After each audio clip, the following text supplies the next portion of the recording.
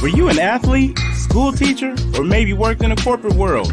Our careers, they tend to be the way that we identify ourselves. Now, what happens when that identity is taken from you? We found ours in real estate.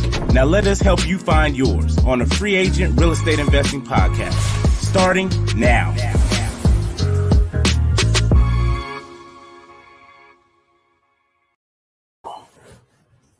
Welcome to the Free Agent Real Estate Investing Podcast. I'm your host, Stratton Brown. And I'm your other host, Michael Butler, man. Thank you guys for tuning in with us. Man, thank you guys so much for tuning in. We're moving the day that we do these things on because now business is getting busier and like it's a good thing, man. Yeah, man, for sure. But like Thursdays, dude, I feel like my week is so hectic by Thursday to where, like, in order for me, as weird as this sounds, in order for me to make it a priority, it has to be closer towards the beginning of the week before everything starts getting thrown in there for me to start to like do shit and get shit in it. Yeah, bro, that's both of us, man. It's yeah. We didn't foresee it, being the way that it was. And I mean, we knew that it was going to take a lot to be able to provide content on a weekly basis. But lives change, man. We both got young kids and shit's ever changing, right? We started this thing during the pandemic. It's been a while, right? Yeah, man. I was looking at it, we're like episode bro, we're in the 20s. All right, we've been doing this for 20 weeks. That's crazy. Yeah, I went back and started numbering some of them on YouTube and stuff like that. And when I went back and numbered them, I was well into the 20s. It's wild, right? Why did we even start this thing? We just started this thing just because we want to start a podcast, right? We just want to start a podcast. We wanted to get in front of as many people as possible, provide as much value to people. But ultimately, I mean, this was really for everyone else, not really for us. These are conversations that we're having off camera that we're bringing on camera for other people. All right, 100%. And guys, we are dropping a course soon. We're working on it. It's coming. We do. I'm excited about the course because you can only do so much one-on-one coaching someone. And for me, I'm not going to go and sit down and show you all of that right now. I truly believe YouTube's good for you. Yes, it is. To where you can go to YouTube, find out all the little details, and you come to me with actual questions that Google can't solve. Yeah, and it's funny because I was against it. I was against it, and but then you start to reflect on just how many people reach out to you about it, and you realize that, if I could put all this in one place, answer all these questions, you got somewhere to direct people. I think that's ultimately the way that you can give back, and the way that we can give back is by, loading something up for people to get a hold of and really utilize it, really change some lives. Hands down. I'm excited about the course. I'm excited about the other course that I'm doing. Bro, I'm excited about business right now. The ups and the downs, bro. I truly still don't think most of the people who watch this are newer. Yeah. Don't get the kicks in the fucking face every day, and then you get a glimpse, and then you get a glimpse of light, and you're like, "Oh hell yeah, bro, this is all worth it." And then that shit gets taken from you. And then it all gets snatched away. Like, oh no, sure. not yet. You're gonna take 10 steps forward, then you're gonna take 90 steps back, and you're like, "Oh my god." It's tough, man. It's tough, but it's fun. I just had this conversation with somebody, man. And the biggest thing was just that's the life of a business owner, the life of an entrepreneur. It's glitter and gold one day or 1 hour, 1 minute, then the other 59 minutes, the shit's just ass, you know what I mean? But that 1 minute, bunk. But that 1 minute is phenomenal, man.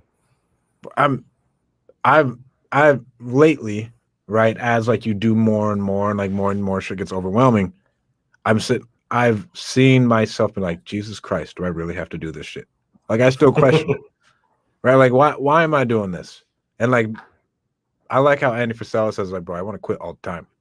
All the time. I want to quit all the time. I want to scream all the time. And it's good having at least a supportive other who gets it. Yeah. The madness that's going on in between the years and the madness that's going on throughout the day, dude.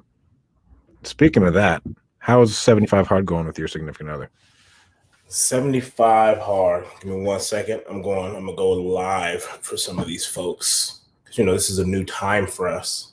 So I'm gonna go live so people can see that we're live and they can come mess with us, man. How is 75 hard going, man? It's We went through a little bit when it came to, I think the other day was probably the day that got the hardest for me, because we went to go hang out and I hadn't completed none of my workouts. I hadn't completed my reading, which, to be honest with you, as easy as the reading is, I'm used to audiobooks, bro. So the inability to have to be able to listen to my audiobooks comes back and haunts me, because by the time I actually sit down and try to read the book, we get the kids down and stuff like that, or whatever it may be, I'm falling asleep like on page 2. My wife laughed at me the other day because I opened the book, and literally just by opening the book, I started yawning. Right. And so, but yeah, this day, man, we had already fell behind. There was like 2 other days that we fell behind. And then you got to it says one of the workouts has to be outside. And so sometimes, I just do both of them outside. Yeah. And then they say you can't do them like you can't do it. You can't do it back to back. I feel like that's kind of like, well, what's back to back, bro? I'll come inside. I talked to a dude and he said it has to be 3 hours apart. I was like, fuck off. See, but that's one of the things that's not necessarily in there. It says 2 hours. It says you have to get 2 45-minute workouts. There's no rules necessarily stating. And he has a podcast about it saying, and he talks about that. Saying they can't be consecutive. Okay. Well, I think the 3 hours creates an even more time disciplined person. Yeah. But I just feel like that's not one of those requirements. So that's not necessarily something that I'm going to say I've been doing. Like at the end of the day, I'm knocking out 2 45-minute workouts, whether that mean me walking for 45 minutes outside and coming inside and hopping on the Peloton for 45 minutes. Like, bro, it's 2 workouts. It's kind of hard to dictate how somebody does those workouts. We're still getting them in. But we'll hit like 12:30, bro. I still got the workouts. My water, I might have started at 6 p.m., which is, the water is easy for me because I can knock that out in a workout. But then the reading, bro, the reading will get me every time. The freaking reading will get me. So it's been going good. But I remember the 3rd time that we waited until 12:30 and I had all that stuff, man, my eyes were just heavy. And I remember just telling my wife, I'm like, I can't, this can't happen again. You know what I mean? Like I can't get to this point. And I think that's a great thing. Something that comes up during the challenge is because we all have bad habits. And at this point in time, luckily, I think that's where football came back to me, because I told my wife, I was like, damn, this could be the day. You know what I mean? This could be the day that I stumble on this shit. And in the back of my mind, I'm like, there's no fucking way that, you know what I mean? Like, I'm tired, but there's no fucking, like, bro, I'm going to crawl through this bitch. You can't. You know what I mean? I don't think you should be able to fail off of willpower. If you fell off of willpower, you're 100%. A bitch. Like, bro, I would have been found asleep. I'm okay with failing off of a picture rather than failing off of willpower. Bro, you would have found me on Church in Clovis, fucking knocked out on a corner somewhere because I was trying to finish these workouts and I fell asleep. Like, you know what I mean? Like, that's what it would have had to be how it has to for me not to pass this, And so it's been good, man. I've really enjoyed it. It really helps you prioritize the things that are important. Like sometimes our family's like, hey, we got to go do this, this, and this. And me and my wife will look at each other like we ain't even got one workout in. Like if we're going to go do this, like we got to knock out one of these workouts. So we went to her grandparents' house yesterday and my wife was just walking around the pool while everybody was swimming. You know what I mean? You got to get these things in. It's a priority to it. Bro, I love the commitment of it though. Like, and I love having when I did it the first time, I had Kalani with me and it was amazing. Yeah. It's so much better having that support system and everything else. And then like they see why you're doing this shit. Yeah. They see like, oh, what do you mean you're walking around the house like this whole time? Like, what do you mean you're going to do calf raises and push-ups and sit-ups for the next 45 minutes while we're playing cards? Bro, I don't even know if I'm freaking live right now. I ain't went live in so long on Instagram that I don't even know if I was live. Does that make sense? That makes sense. I'm working. I need to get on my content team for this, to where we're going to be able to stream onto TikTok Live, Instagram Live, and Facebook Live all at the same time. Bro, because that would be awesome. Because we have a lot of people on those channels. And if you guys are worried about building your brand, I think that's the number one thing you got to do. I've found that just going live, and more than my podcast posts, that like the quotes of the days, have so much more engagement.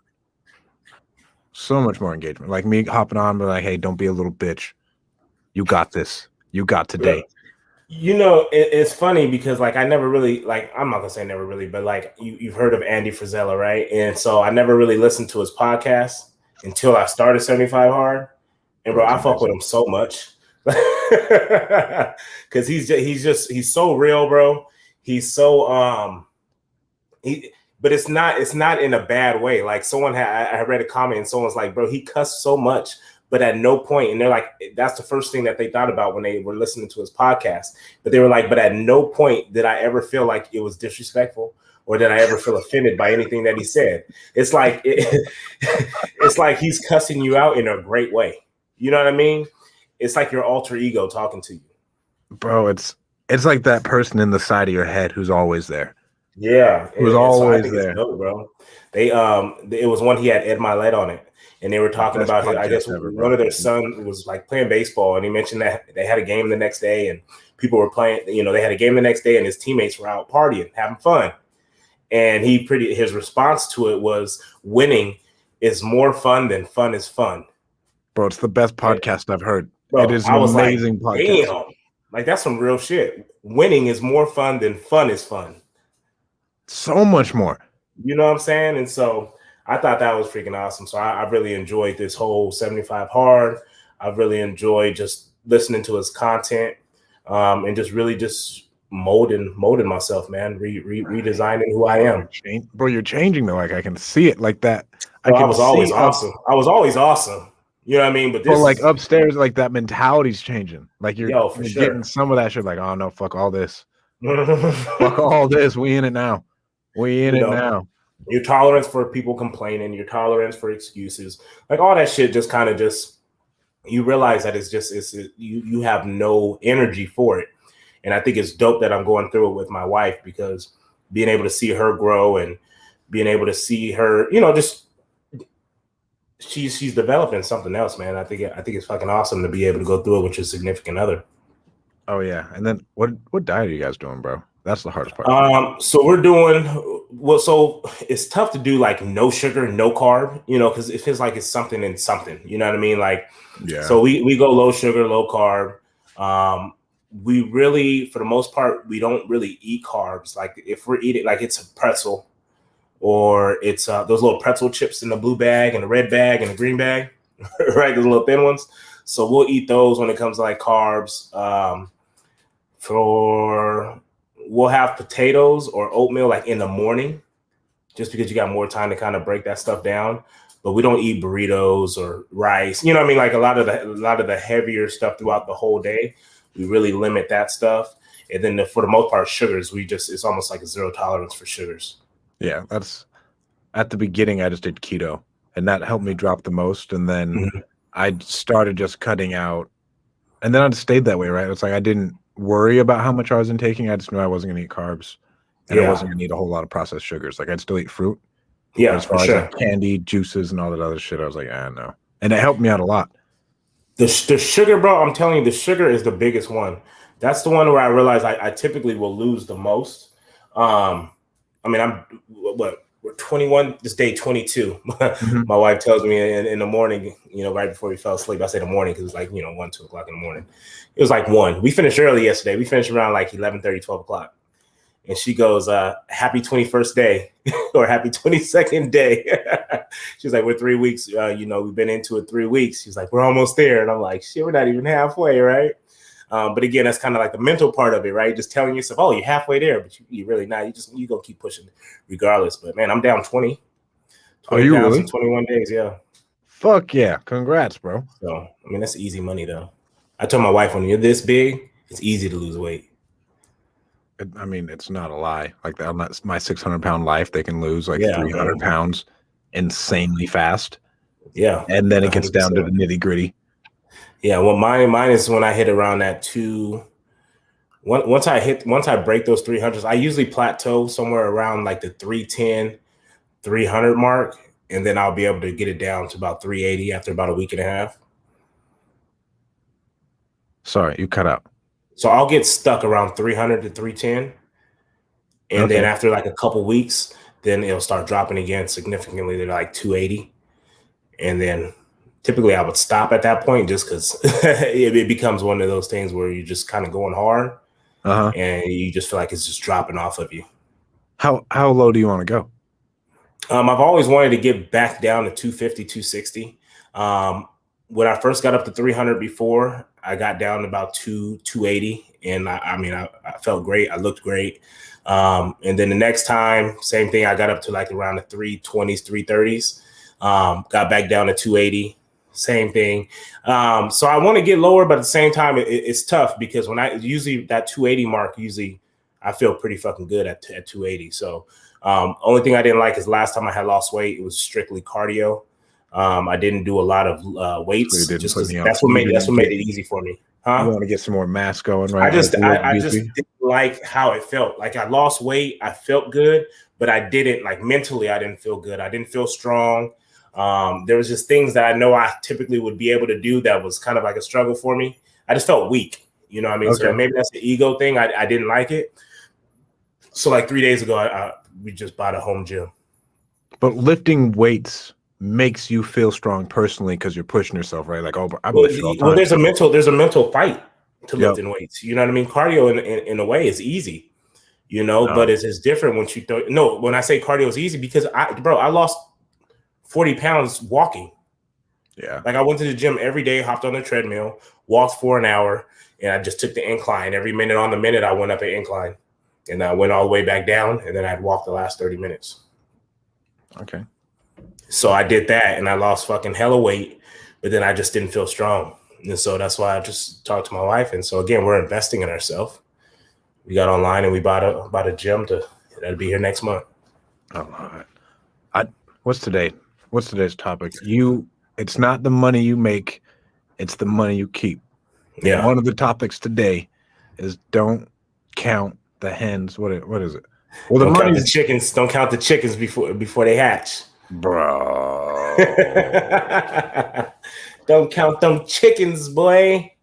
This is something that I think every new wholesaler needs to have, and they need to know that this shit will come, and it will stay coming. And this is why you need to build a pipeline. Yeah. And what we mean by this is, let's say you have our good friend Gerald. At a point in time, he talked to us about it. He had like 6 deals in escrow, and all 6 fell apart. This was recently. I think he said something about this. This was last year. Okay. I thought it was recently. 6 deals. 6 deals in escrow, and they all fell apart. And you're already counting your hens. You start spending money differently because, like, oh, I got this money coming in. To where if you can train yourself, and this is really for any sales thing, right? Because shit always blows up in sales. It's just the nature of the beast. Yeah. So don't count on anything until that wire hits. Nothing, bro. Like title issues come up, buyers get cold feet. Oh, sellers get cold feet. You know what, bro? I gotta stop you right there. Sellers get cold feet. I don't know what the fuck it is about right now, but I can't tell you how many leads we have where sellers are requesting this amount of money, and we're actually able to either pay what they're asking, literally right underneath what they're asking, or even a little bit more than what they're asking, and they fucking go ghost. I don't like giving people what they want because then they seller's remorse, and then they go ghost. You still fight it. And you go back to it. Hey, when are you going to be able to make it? How soon are you looking to make this commitment? How soon are you looking to put this on paper? How soon are you looking to move forward with it if we're able to meet you at this price? And bro, ghost city. One thing that's helped me prevent that, if I'm going to give them what I want, I need something of equal value in exchange, and that's where that review comes in play.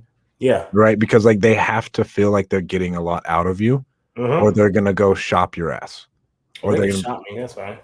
Right. But then or they're just gonna get seller's remorse. I'm like, oh, okay, well, I could have gotten a lot more. And then that's why those motherfuckers go ghost. No. They disappear into the wind. Their phone number changes. They're calling off of 3 different phone numbers. They're disappearing like a motherfucker. And the worst part is when you call them and then you text them and then it shows that they read the text message. Bro, that shit pisses me off, bro. I'm like, bro, you read the fucking message every time he reads it. So that's good. So what's your I'm sure I brought this up. What's your bring back to life message to people? What you mean bring? Oh, how to bring it back to life? Yeah. Do you use the Chris Voss one? The one where you pretty much just telling them that it seems like you're not really interested in selling. The one everyone in our company uses and I use personally in any deal. Have you given up on selling this property? Have you given up on this deal? I haven't used those words, no. Use the given up, and I'm probably going to get this wrong, but you're not asking them to do anything. You're asking to see if they've given up on the deal or if they're still trying to make something else work. You're not asking them to commit to anything. Mm-hmm. No, I'm asking them to commit. The biggest pitfall I see financially for sales professionals is they can't find consistency in the inconsistent cash flow world they live in. Bro, that's deep. Bro. Can't find consistency in the inconsistent cash flow world. And I don't think so. And I was listening to a podcast the other day, and he's like, bro, people don't, this isn't a 9 to 5. This isn't a W-2. This cash flow is so variable in every business. And all of my businesses, the cash flow varies. And that's why we pursue cash flow so heavy. When we talk Airbnb and you talk about seller financing and you talk about, rentals and, buy and hold and stuff like that and e-commerce stores, you pursue cash flow so heavily when you're in a sales world because the cash flow is so inconsistent. So you do look for things to hedge against it. Exactly. And shout out my boy, Landon Horn. Landon, drop your business name right here. What's up, Landon, man? I played with him at Snow College. He played tight end at Utah State. Oh, tight ends, baby. And he was a savage too. But I love it. Bro, the search for cash flow is 100% true.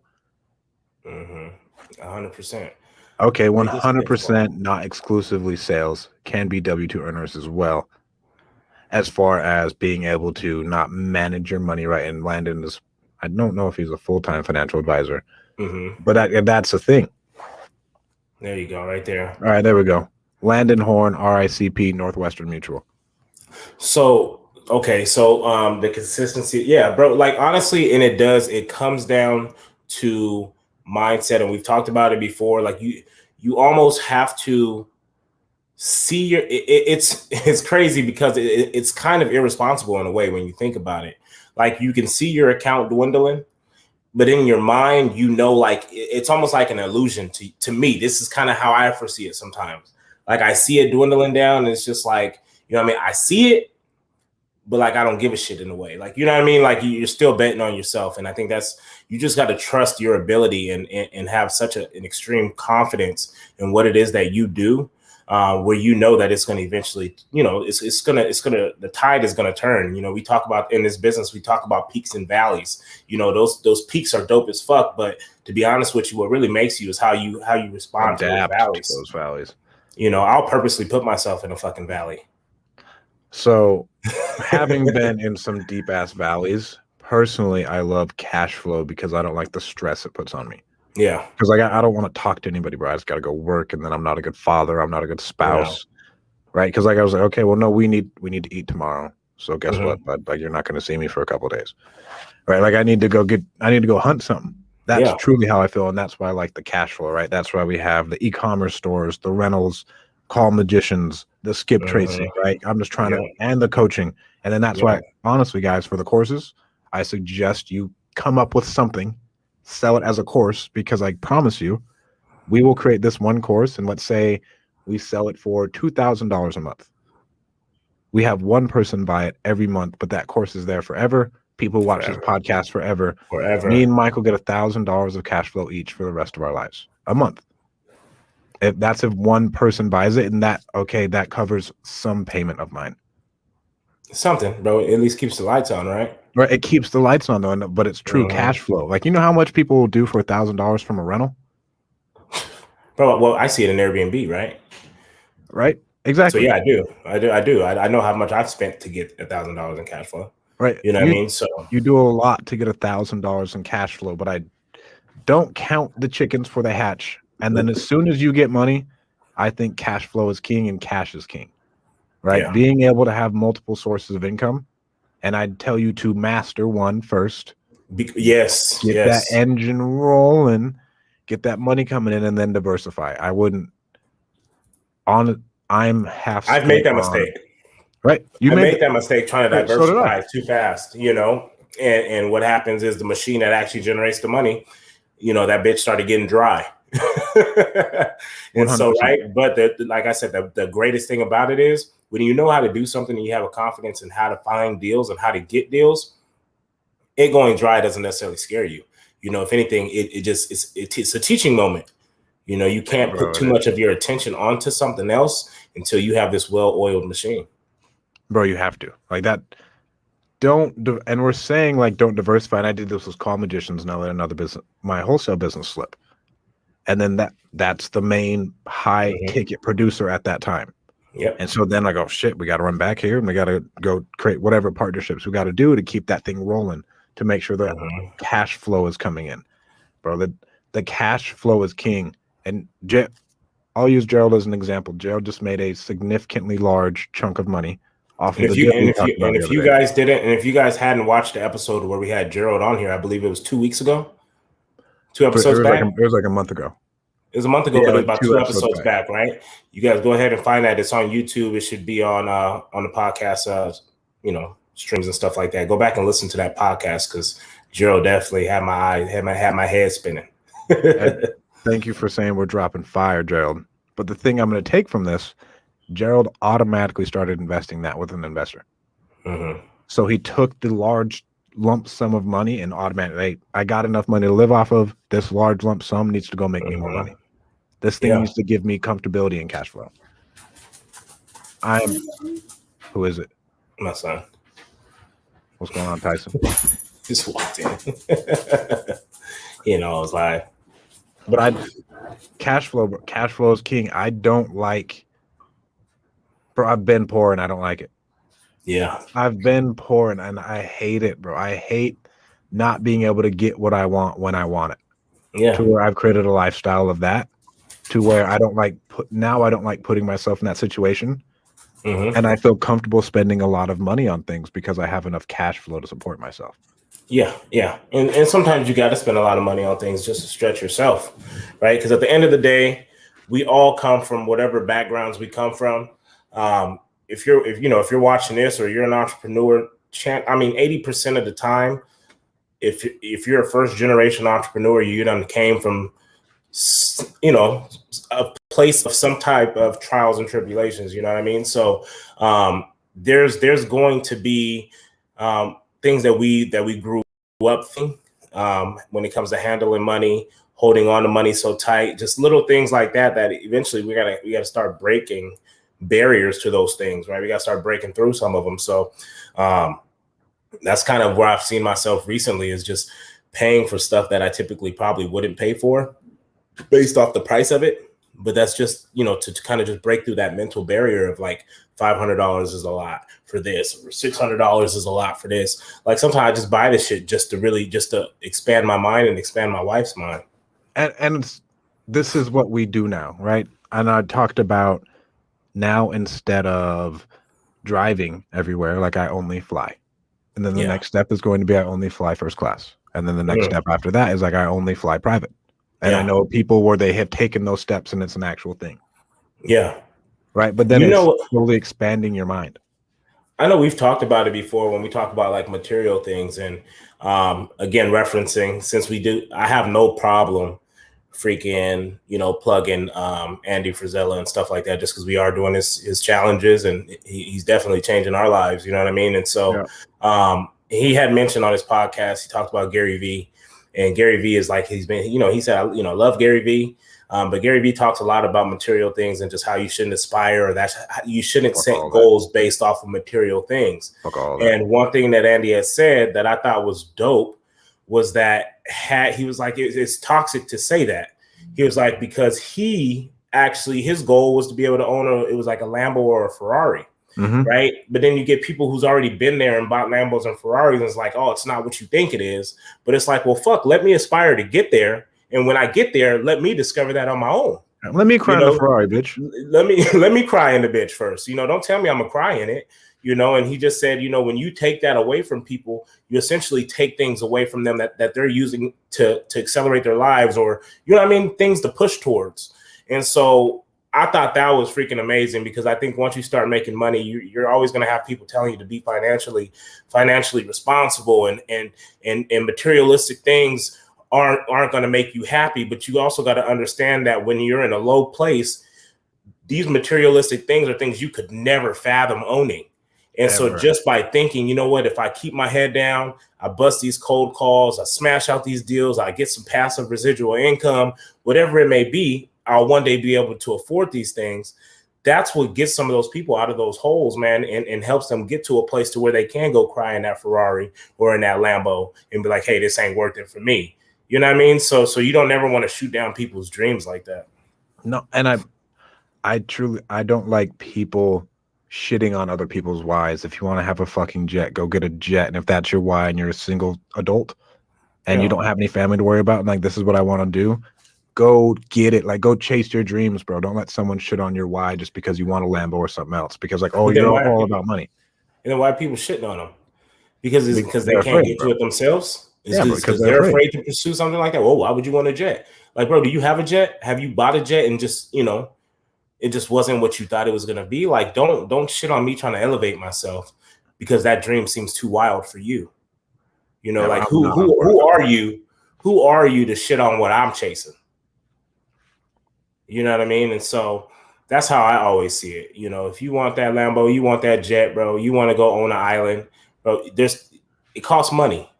You know what I'm saying? If that's what it's going to take for you to grow and for you to change your family's life, like, go for it. 100. And people think making money is bad. And I had Pace on my podcast the other day. And he was like, bro, excuse me, my business is so big. He was like, okay, so my business it provides 12,000 meals a day with the amount of employees I have to everybody who works for me. He's like, you're telling me that me making money is a bad thing when I'm providing a better life and providing 12,000 meals a day? Like, if you put that into perspective, right? Not at me, I'm at, let's call it 1,000 meals a day. Mm-hmm. Right? And like, you just take it, however many people work for you, multiply that by 3. Mm-hmm. That's how many meals you're providing for a day, because they do that solely for you and to feed their family. Yeah. That's bananas. So don't let those people guilt you into like, oh, you're a money hungry entrepreneur, when you're changing their lives and the first person they're going to come to when they need a job is like, oh, well, so-and-so has a business. Maybe I can get a job. Maybe I can get a job there. Yeah. Right. Or they come to you for financial advice, or they come to you to eventually they'll come to you and learn how to think bigger. Oh, man. I have so I know we always talk about hiring, right? We talk about hiring and just like shit's just hard, bro. You do a lot of hiring in your business, in your other business, right? And so as you guys know, I got a caller, works commission, and he reached out to me like, hey, I got another guy, family member, has sales experience, looking to make calls. I'm kind of like, you know what I mean? I'm just like, everyone wants to make calls. Person had experience in it. And so I was like, okay, we'll just throw them on, your line and have them call this list and kind of see how it works, right? Cold calling, hitting me up, trying to say, okay, this is what the caller's saying. I'm listening to some of the phone calls. I'm like, man, it sounds good. Like, you know what I mean? Person was doing good. Mm-hmm. Goes about 2 weeks, and is constantly following up with leads. I mean, dude, just killing it, bro. And so what happens is at this point, it's like, man, I'm gonna have to get him his own seat, on call tool. So go ahead and get him his own seat. He starts looking to, comping some properties while he's on the phone. So I go ahead and add him on the prop stream, so that he can learn how to start analyzing these deals, blah, blah, blah. And so you just do all these things. And then, bro, I get a text message. Probably, what was it, last week? I'm gonna read this text message. I got a text message last week, and maybe I got the day wrong. It was on the 7th. And it said, "What's up, Michael? I needed to send this text off sooner than later. Cold calling just wasn't sitting with me well. I couldn't find much passion. Not much to chat about. I appreciate the chance to work for you. Thanks again." Right? And so then I said, what do you mean? Not much to chat about. Never heard anything from him. So can I go? Like, can I go? Can I talk about this? Well, let me kind of work through like how I took that, bro. Your first there's so many emotions that kind of go through at that point. You get the text message, and I'm like, are you shitting me? First and foremost, because you were already kind of hesitant on bringing a person on, right? Because you're so cautious with your time. And so you bring them on, they actually start showing really good signs. They're consistently calling, bringing in leads, so I thought it was going well. So then you take more time and you take some more money and you create seats on different platforms for the person to have their own individual seat and to be able to, make that process for them easier. And then just out of the blue, they just tell you, you know what, hey, this I can't find much passion in it. There's not much to chat about. And then you don't even fucking reply back to me. So part of me, I'm grateful that you even, you told me it, right? Be accountable, say something's not going. I honestly, I really appreciate the fact that he told me, you know what I mean? But then the other half of it is like, motherfucker, you should respond back to me. You can't say not much to talk about. Like, but we got to talk about this. You don't just fucking run from it.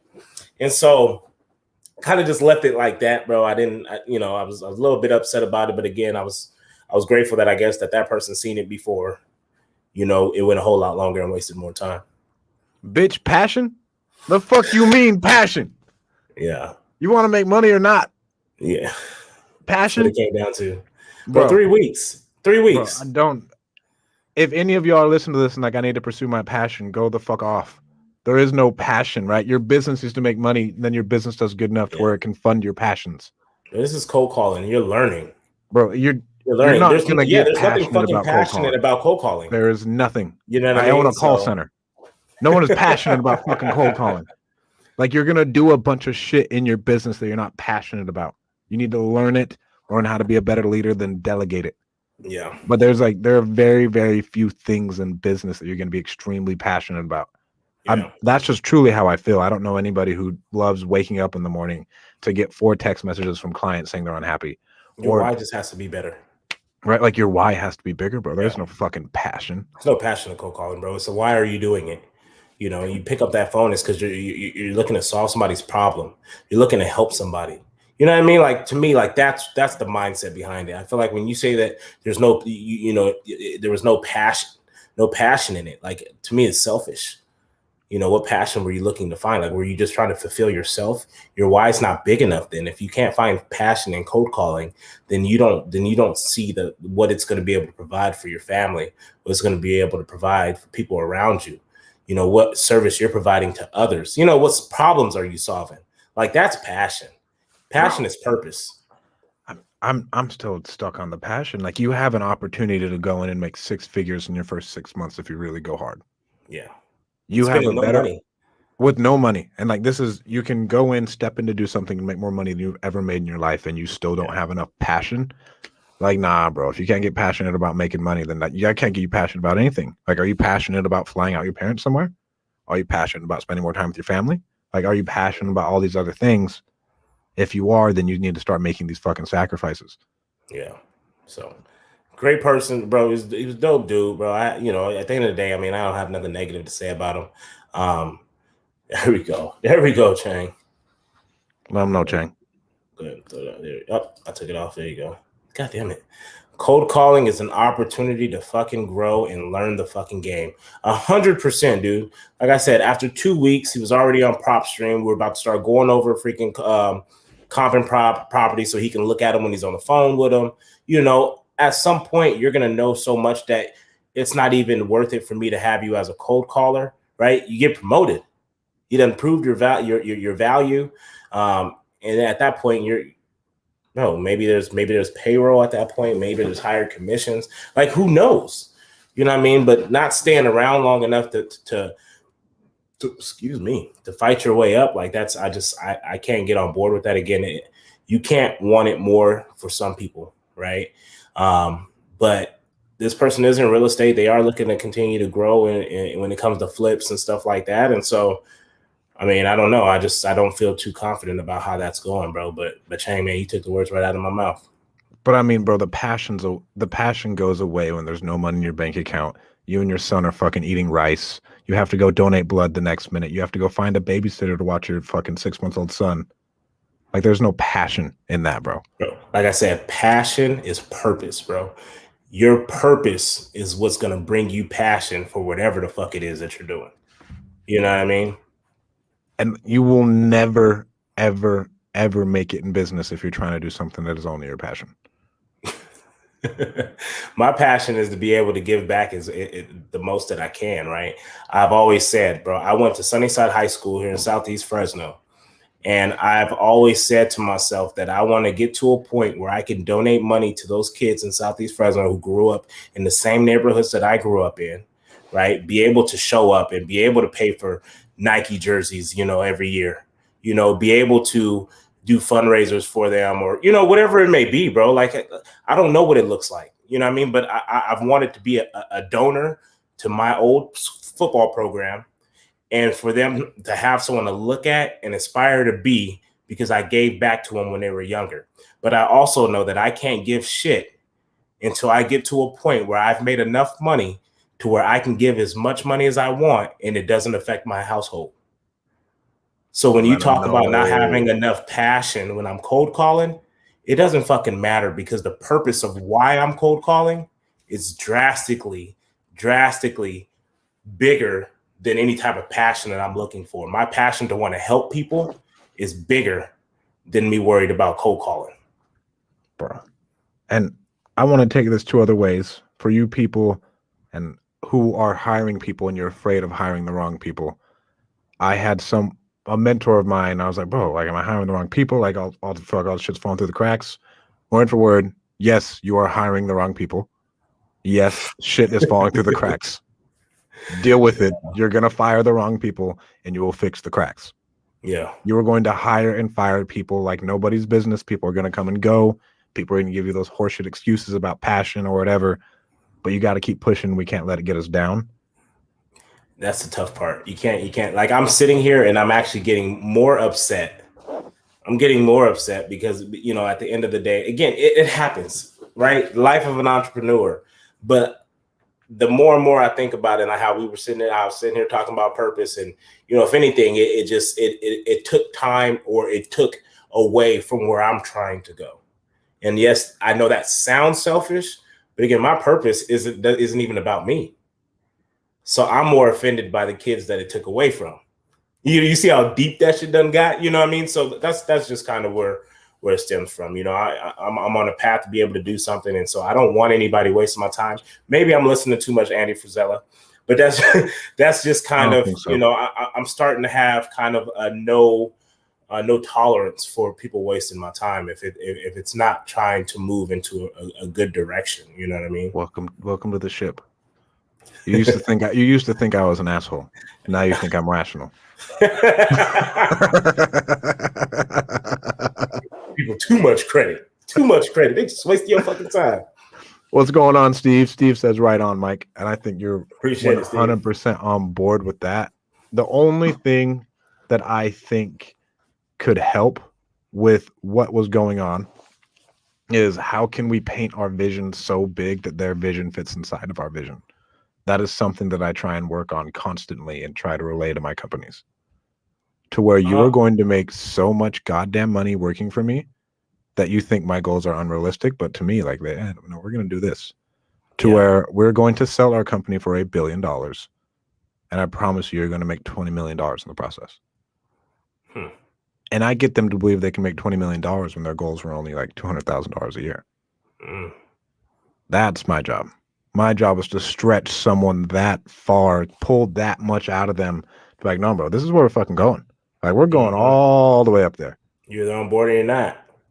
Right. And then they see what they see, like, okay, well, Stratton's about it. Stratton's not playing games. Mike's not playing games. Mike's really trying to get after it. Mike's going after this. Mike's spending all this money on us. He's talking to these people. He's trying to get this done. And then they start to see, like, oh my God, they're bought into the company. Oh, I can achieve this in the company. They're taking care of me. Like, I can do this. I can do that. That's how you retain the people. And like, you really get that buy-in from him. And then it's not about passion anymore, bro. Then like you can start to mold their brains to see, like, play, man. Huh? I said it's a long play. But But it does come down to, I guess, when you're hiring these people, looking at what their goals are. Why are they? I guess that's the biggest thing. Why are you ask looking him? to? I mean, I asked him why he was looking to get into real estate. He was already, doing some flips. He already, had an Airbnb. So, you know what I mean? Like he was already doing some of the things. And so, you can go back and be like, oh, well, should I have hired the person or should I have brought the person on? Because it was commission, right? Should I have brought the person on? And I think even if we did it, if I had to do it again, I still would have done it because I'm all about creating opportunities for people, but understand that at the end of the day, again, I do what I do to help as many people as possible. When we talk about dropping our course coming soon, right? It's to help people. But the one thing that I ask for, and the same thing that we tell sellers, right? Your time is valuable and so is mine. If this isn't going to work, tell me now, because I don't hold back when it comes to giving value.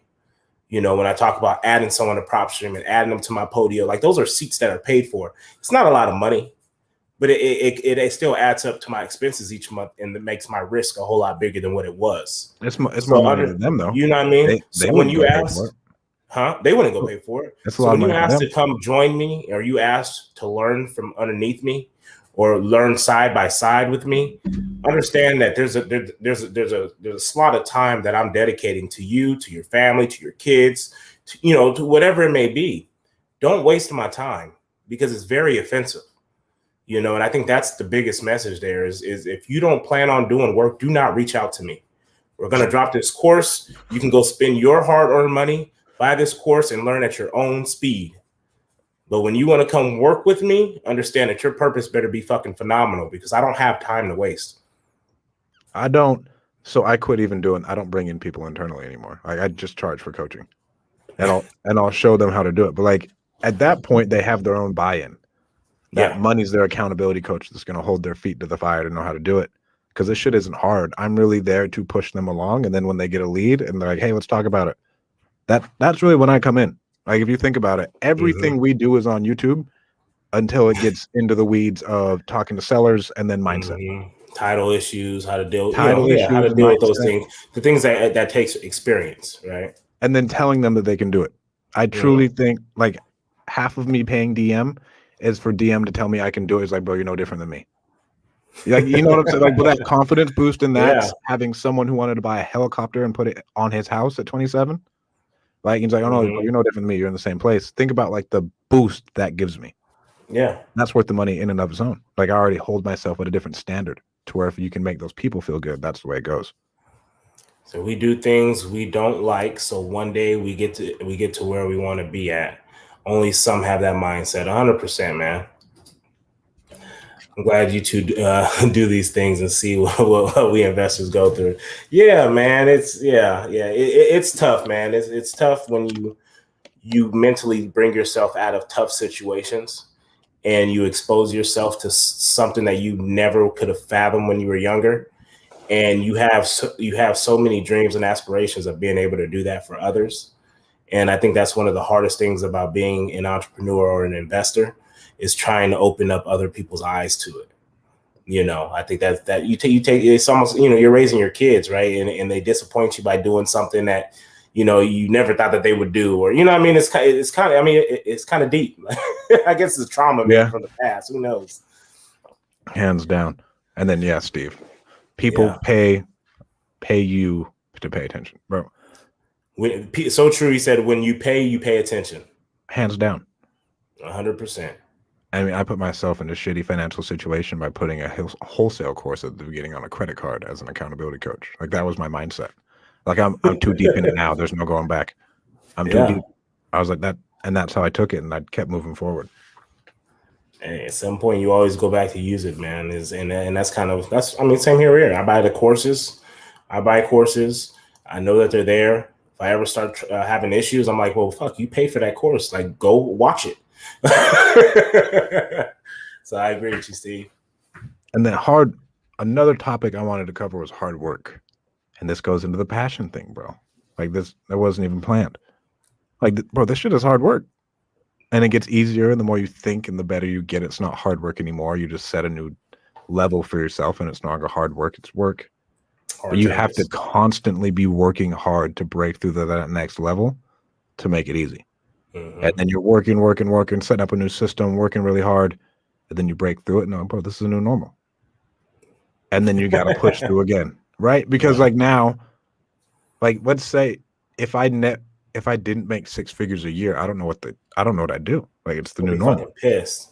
I'd be pissed, but like it's not possible for me not to make 6 figures. Yeah, I mean, you got to complete. It's almost like what we said as a teacher, bro. Like in order to fail a class, like you have to completely not try. Like right, like to get all Fs, like you got to have effort to even get all Fs. You bro. have to have effort. You had to be trying to fill these classes. You know what I mean? And that's almost once you make 6 figures, it's you almost got to try not to make 6 figures, right? In order to not have a year like that. And so you're just working hard to get there, and then you're gonna keep pushing, right? But it's that hard work that's gonna build into that real income, into that real lifestyle.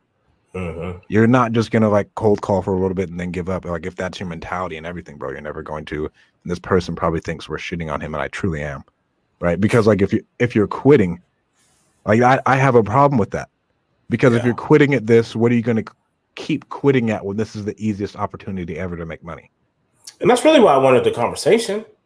You know, when you say it's not much to really talk about, you know, I get it. I get it. If this isn't for you, well, you know, me wanting to have a conversation is really okay. So then what is? You know, where else could I help you? You know, at some point, maybe I've failed at making this okay. You know what I mean? Like, where else can I help you? Like, are you losing confidence? You know what I mean? Like, what is it? Is it something that I can help you build on? And so I guess that's what I took offense to is the ability to just quit something and just stop showing up. Like I thought that was wild. You know, you don't just ghost somebody who had faith in you. Yeah. And then, I mean, I can take this so deep, bro. Like when you actually do start bringing in people, it is more, you become more and more of a manager and a leader as you scale, and like having those daily phone calls, that constant accountability until you get those people and you turn them into yous, and then they're doing that for other people. Yeah. Right. Yeah. To where like it's constantly training, and then you're on the phone with them every day telling them they can do it. Not just like once a week or whatnot. That gets to be a pain in the ass, but that's what you got to do. Humans are fucking fascinating. I just got an email this lead that just got pushed to Podio, and I recognize the address, and I instantly got upset when I seen the address. Is it on Butler? Mono.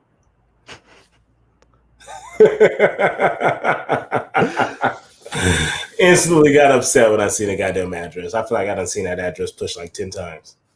Bro, this was so frustrating. And then what else do we got in this? Another thing we wanted to cover today was setting goals. And this goes into the purpose and into the why, into the motivation and the passion. We got to set those goals, and this could be daily goals that build into weekly goals, that build into monthly goals, that build into yearly goals. I like, and if you guys want to book on it, the 12-week year is amazing. I set quarterly goals because a year goal is a little bit too hard for me to grasp. And I know if I'm hitting my quarterly targets, the year will just hold itself together anyways. There we go. Super does that too, right? 12 weeks. Is that what Mike does? I think he does 12 weeks too. I'm not sure what Mike does, but we got to, if you have those goals and you have the why and you have all these other things, that whole purpose and passion thing goes away. Right. But having a goal of, and I think a goal, like I have a goal of I'm going to buy a Tesla this year. So you're going to go buy a Tesla tomorrow? I'll buy one at the end of the year as a tax write-off for sure. So end of the year, June, about the same. June, end of the year. Yeah, June, end of the year, same shit. No, it'll be fine. Third quarter, I guess, July. It'll be fine. But that is, you got to set the goals if you want to, right? You hear us sitting here shitting on this guy, but then we're not shitting on him. It's not even about him, to be honest with you. I think it's about the mentality of it. It's and like everybody, you know what I mean? Right? He's like just you an can't. Example that we're using to have this conversation with people. You can't let that be acceptable in your life, because as long as you let that be acceptable, you're never going to get anywhere. I truly think. Like if you let that mentality be there, and if you are in sales, or if you're in real estate, you're in sales, or anything to where you control the meter, you cannot, sports, anything. You can't have that mentality, because you'll get eaten alive by me, by Mike, by Jason, by Dino, by everyone else in your market who's like pushing for something and pushing for something bigger.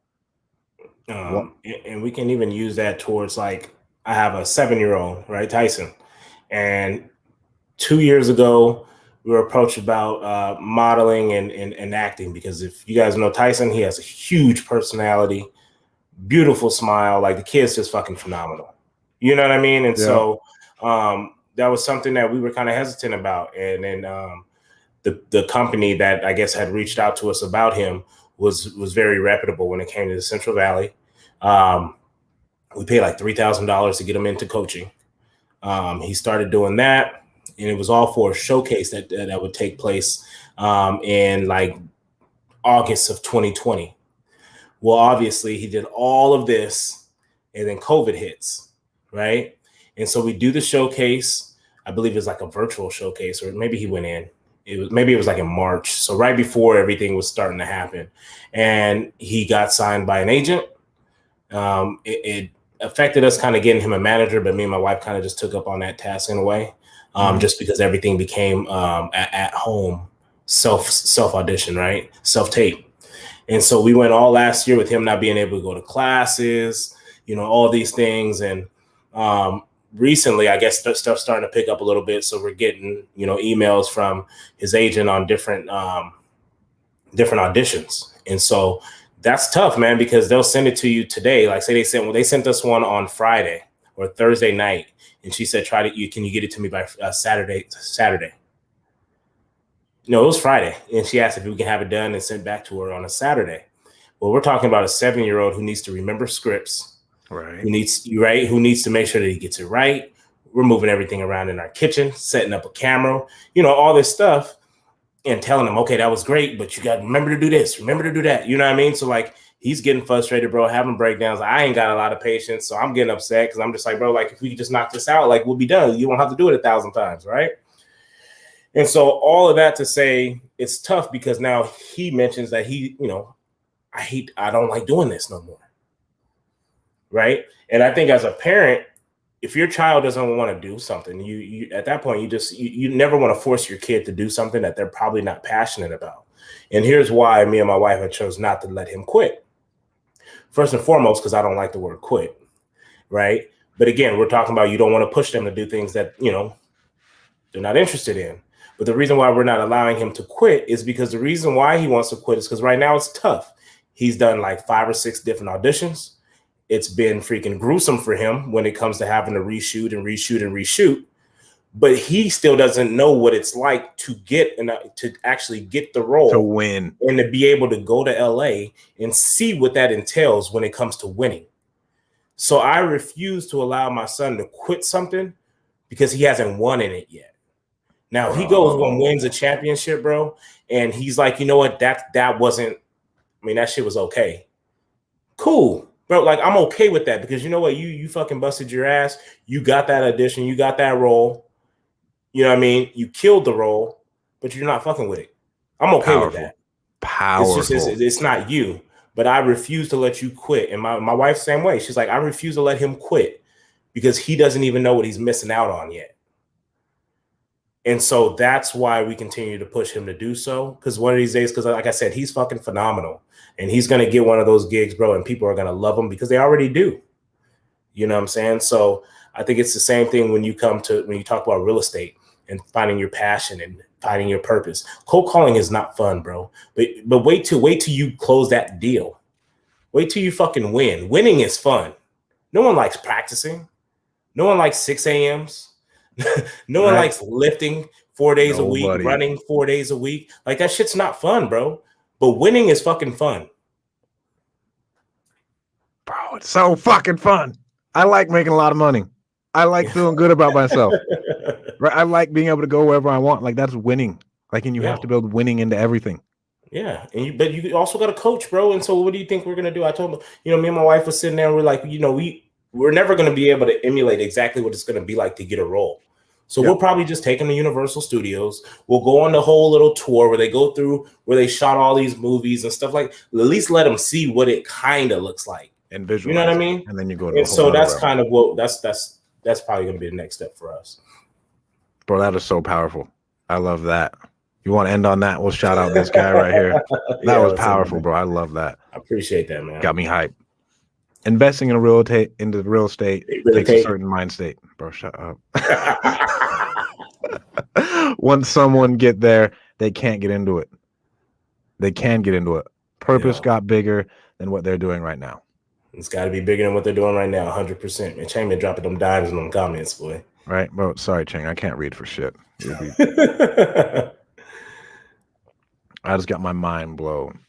Winning takes work. Fuck yeah, it's worth it. Bro, winning takes work. Kobe Bryant works. But, hey, Ed, my lad, winning is more fun than fun is fun.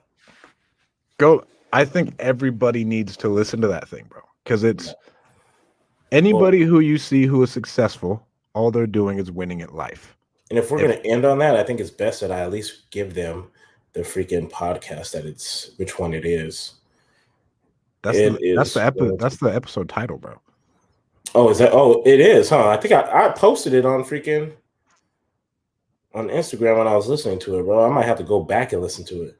So yeah, it's gonna be Andy Frizella's Real as Fuck podcast, and it's gonna be the name of the episode is gonna be "Winning is more fun than fun is fun."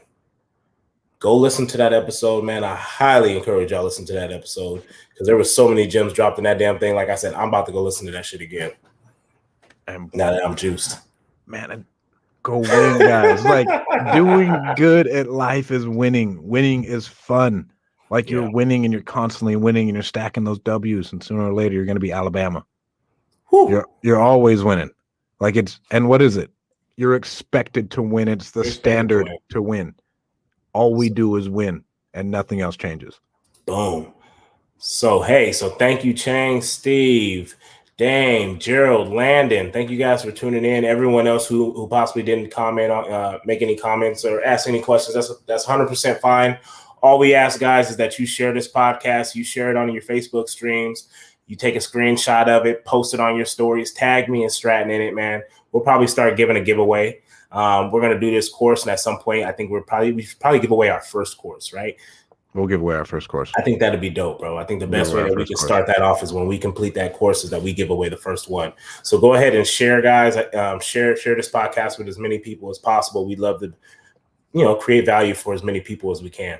And tag it on your IG. Let us know, please. And if it gives you, and only if it gives you value. Thank you, guys. Thank you so much for tuning in. You good, Mike? Yeah, I'm good. Peace out.